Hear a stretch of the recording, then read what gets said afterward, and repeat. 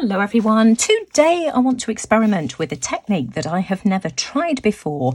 I got this idea from a YouTuber called Paige Mortensen, and she calls the technique watercolour batik. It's absolutely fantastic. I was blown away by her video, and I'll leave the link to her video in the description box below.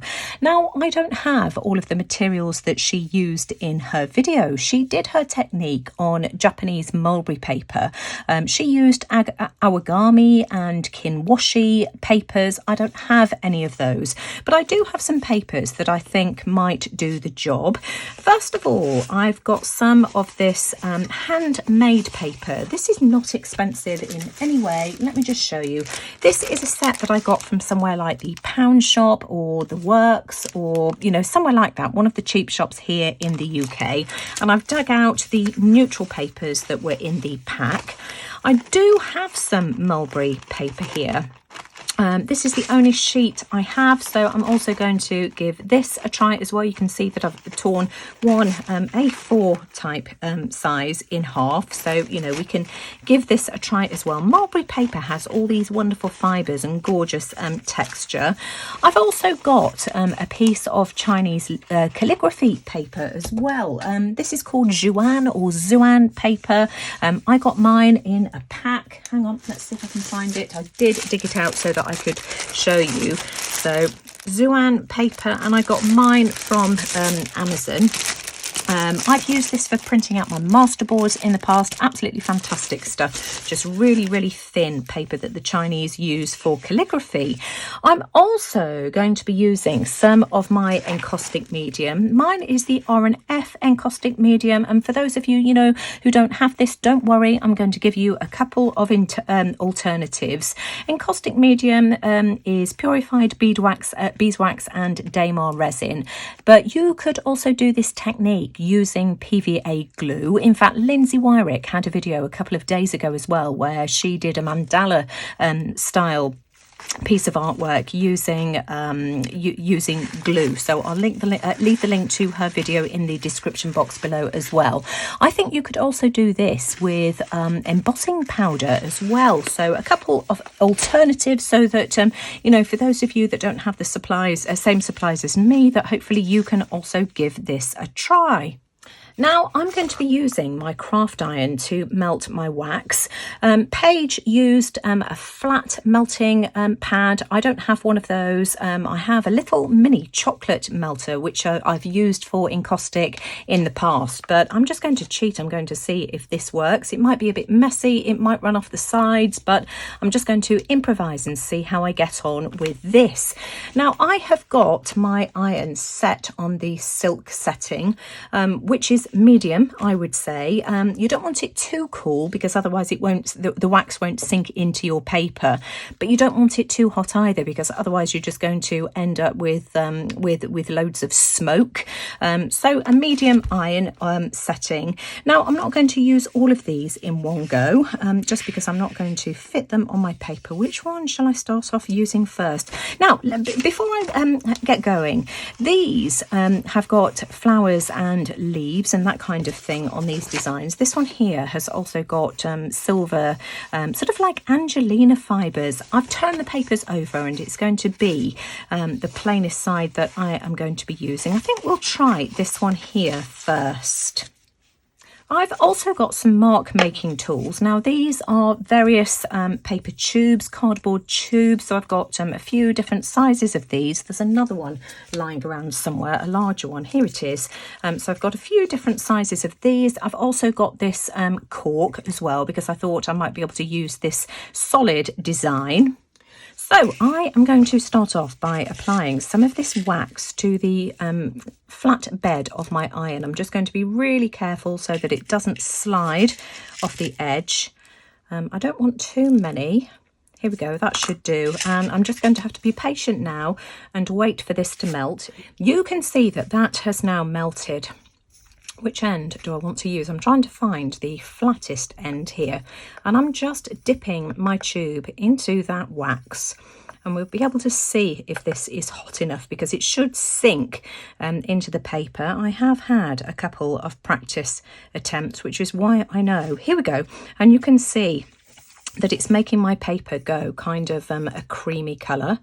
And I'm just going to do some mark making all over my background, and this is why I'm doing one page at a time. She did 4, just because I just want to make sure that I don't get any drips from my iron onto my background. And I'm just going to add some mark making. I can add some off the page here like this. Oh, you see, I think the temperature started to drop. Let's try that one again. That's what you want. If all you get is sort of like a cream wax finish, your iron is not hot enough. I'm going to overlap some of these. Oh, this is so much fun. I just absolutely love experimenting. You know I do. And then I'm just going to swap and use a different size tube. Which one shall I use next? I think we'll try this one here. So again, I'm just going to dip this into my wax. We can add some inside and perhaps overlap some as well. Just trying to add some interest.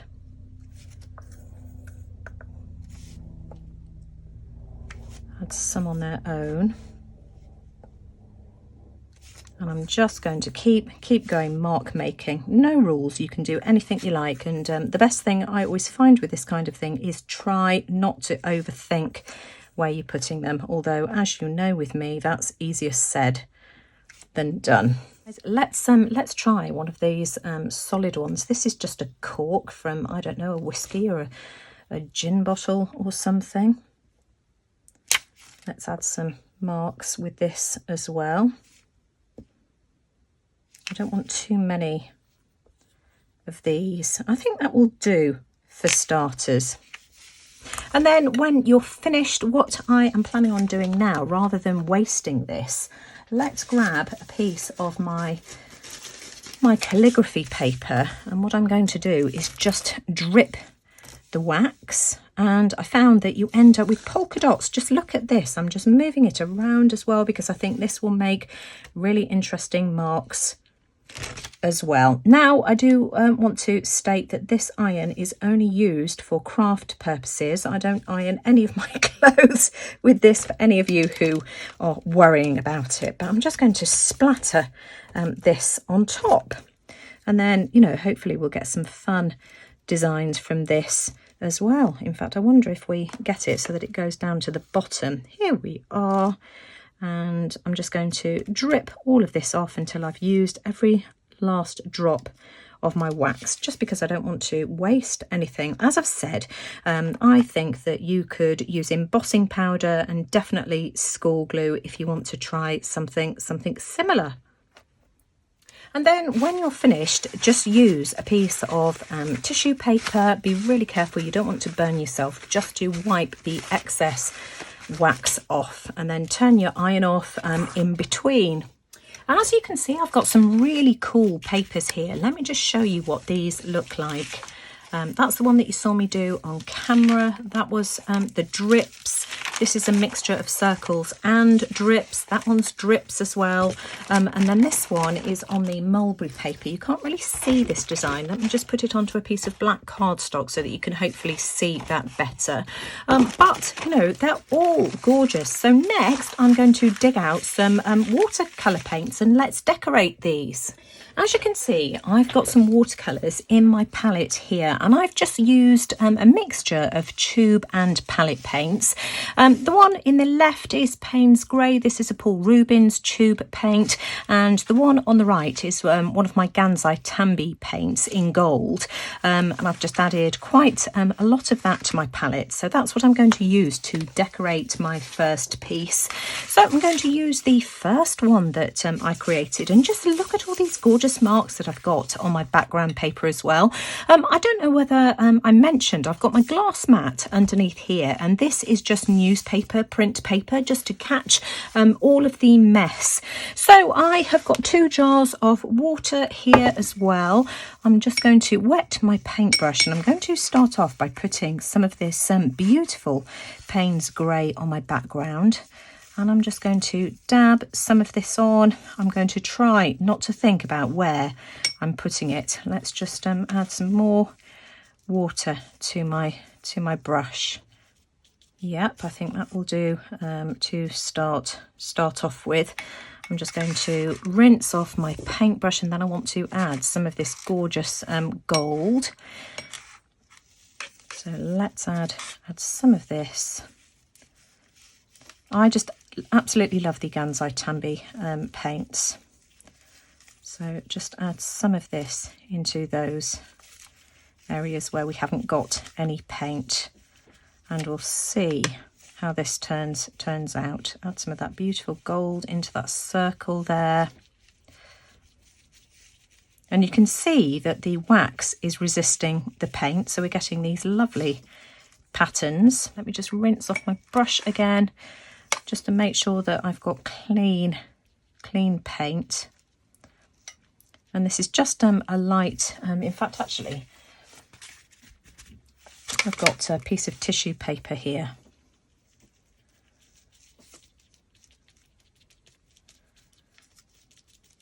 I love Payne's Grey and gold together. I think it's a really beautiful combination. So that is my first layer, and you can see all the areas where I've got wax because it's resisting the paint. And what I'm going to do next is give this a dry with my hairdryer. I'm not going to use a heat tool because the heat tool will just melt the wax. But I've got my hairdryer at the ready. Oops, I need to plug it in. So here we are, hairdryer.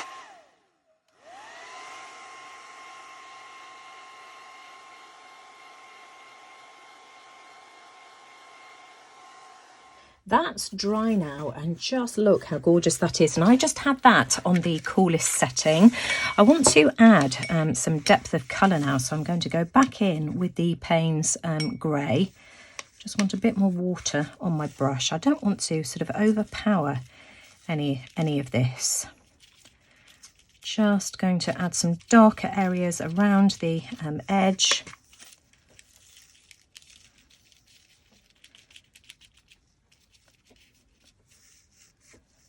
Just beautiful. And you know, I'm just going to play. See, that's just beautiful. And you've just got to build up your layers, I think, with this bit by bit.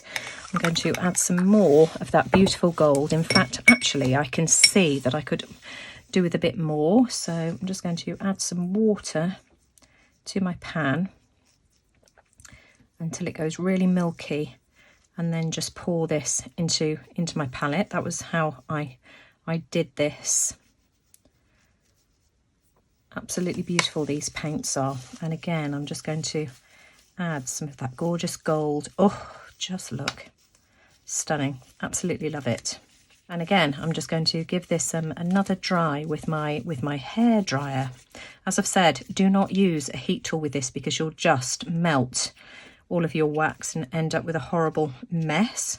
Now that this is dry, I've got my iron heated up again, and I'm just going to add more layers of wax. So here we are. Let's just make sure that this is hot enough.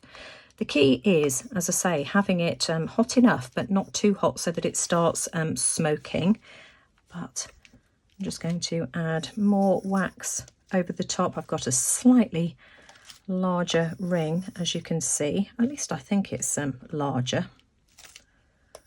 Might be the same size. We can change this up. In fact, let's use this slightly smaller one here. Again, just hold that down and just make sure that it warms up and gets a good coating of your wax.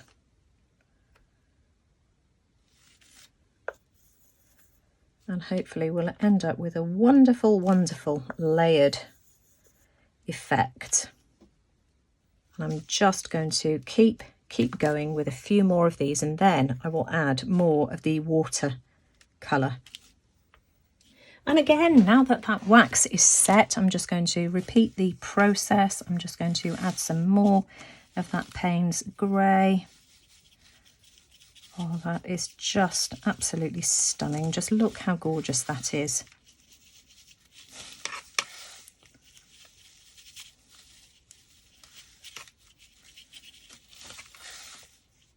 just going to keep playing with this until I'm happy with the colour values. I want an even amount of the Payne's grey, which I just think is absolutely beautiful, and the gorgeous gold.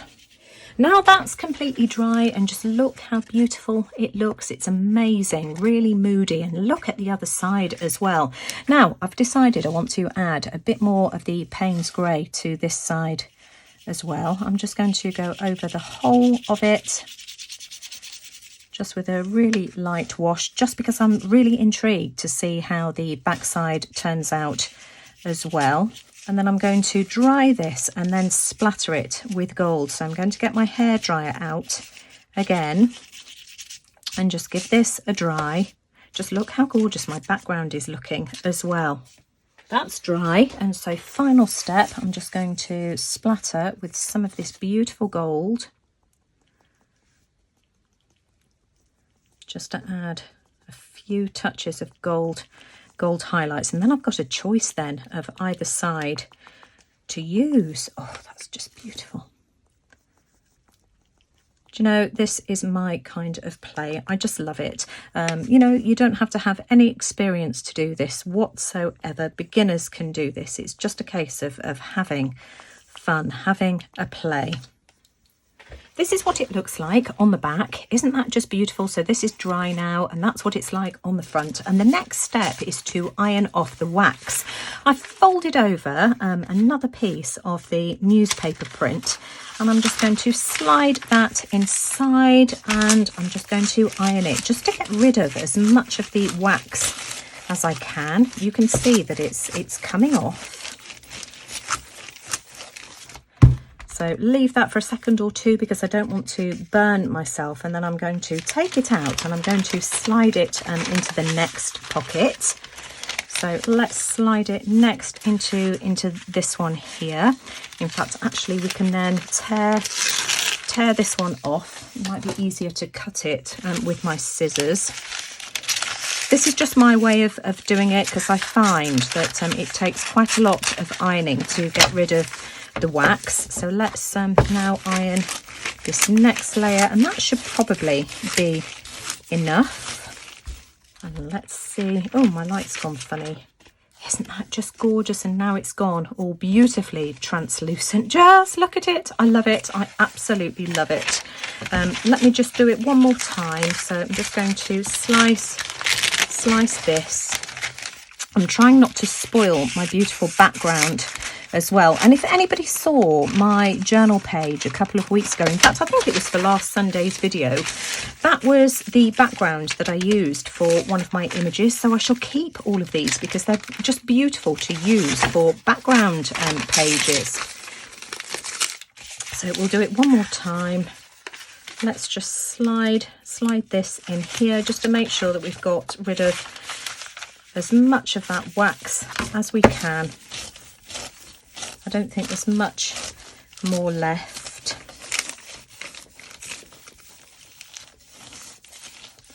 And then I'm going off to play with lots more beautiful colours. But oh, I just love this. I can see me getting addicted to this technique. It's gorgeous. I love it. Absolutely beautiful.